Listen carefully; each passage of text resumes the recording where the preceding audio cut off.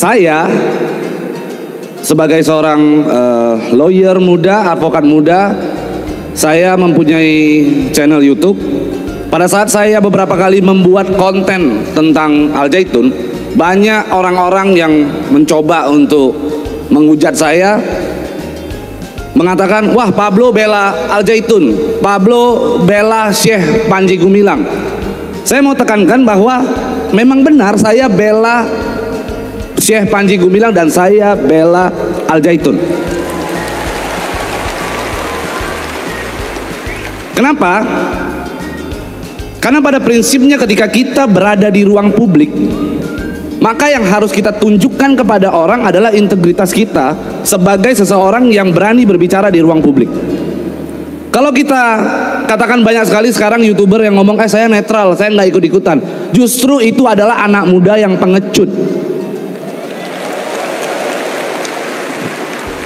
Kita harus tunjukkan sikap kita sebagai orang muda supaya bagaimana generasi bangsa ini bisa jauh lebih baik di kemudian hari.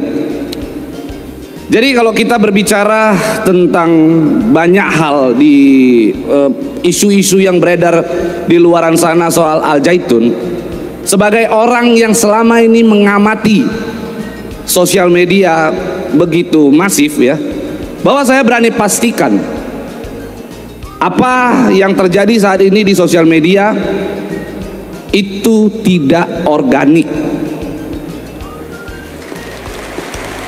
Saya berani pastikan demikian karena terlihat sekali seluruh hujatan, seluruh tuduhan dilakukan secara terstruktur dan masif, tetapi tidak sistematis. Banyak tuduhan yang sangat tidak sinkron, yang mari saya akan ajak teman-teman di sini, adik-adik, kakak-kakak, bapak-bapak, ibu-ibu, semua untuk kita berpikir. Al Zaitun dibilang tempatnya radikalisme tumbuh. Oke? Tapi di saat yang bersamaan Al Zaitun dibilang toleransi yang kebablasan. Bagaimana ceritanya radikalisme bisa kita gabungkan dengan yang namanya toleransi?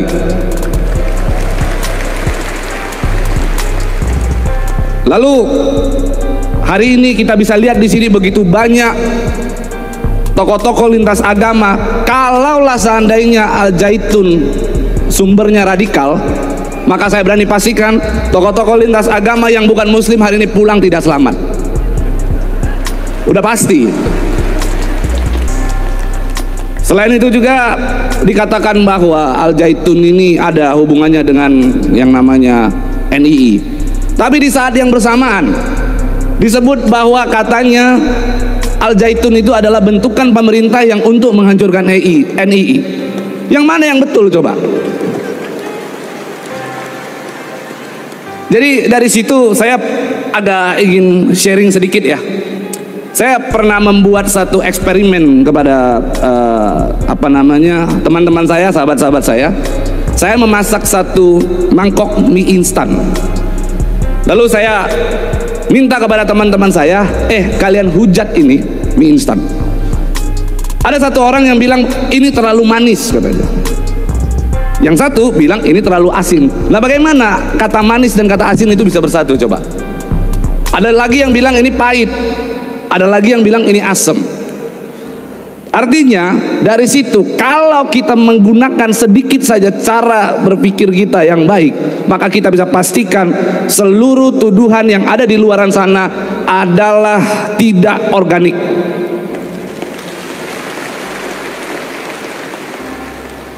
Yang membuat saya sedikit menyesal dan sedih sebenarnya, ini yang penting supaya teman-teman tahu. Ada satu lembaga di Indonesia, cuman tadi saya udah dipesan-pesan sama wali santri yang mengundang saya, katanya jangan sebut merek ya Pak, katanya. Padahal mulut saya gatel nih sebenarnya. Jadi ada satu lembaga, saya tidak akan sebut merek, tapi saya akan coba berinisial di sini. Depannya M, belakangnya I, tengahnya U.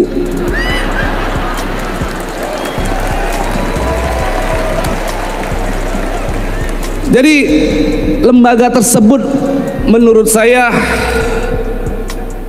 mengatakan, membuat opini statement bahwa di sini terjadi kesesatan, mengharam-haramkan. Tapi lucunya saya buka, coba teman-teman di sini boleh buka di Google, tulis fatwa MUI yang kontroversial.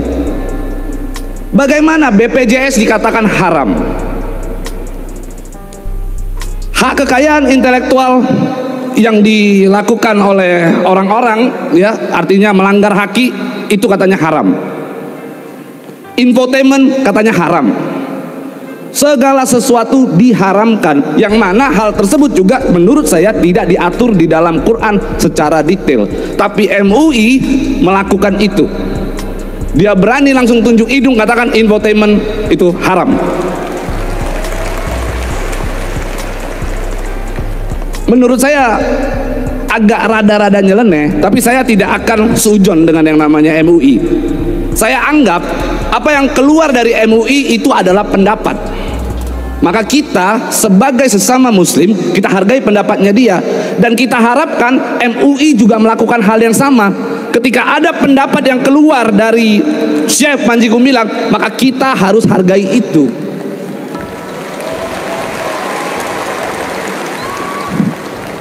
Karena perbedaan itulah yang membuat bangsa kita itu indah sebenarnya. Kalau kita sama, apa maknanya? Tapi coba kita lihat di sini, ada yang dari lintas agama, ada yang Kristen, Islam, Hindu, Buddha, dan sebagainya. Tapi kita hari ini bisa bersatu menunjukkan bahwa kita ini Indonesia.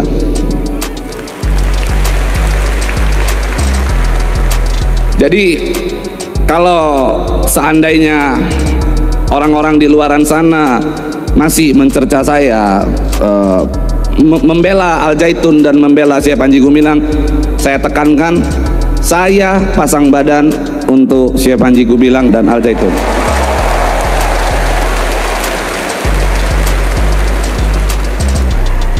Bahkan hari ini saya ingin sampaikan kepada teman-teman mungkin yang sudah banyak mendengarkan isu bahwa rekening Syekh Panji Gumilang dan rekening Al Zaitun katanya diblokir. Syekh bilang jangan takut, dan saya juga sampaikan kepada teman-teman jangan takut.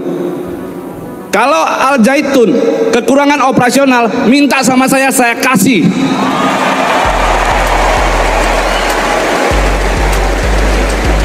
Demi pendidikan di Indonesia.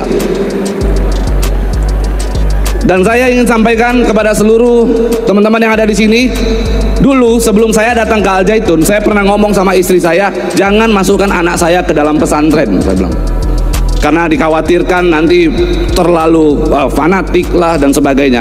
Tapi hari ini saya melihat begitu indahnya sebuah pesantren yang mengajarkan kita toleransi dan kebersamaan. Maka saya kemarin sudah sampaikan kepada Syekh juga, saya rasa-rasa saya ingin masukkan anak saya ke Al Zaitun.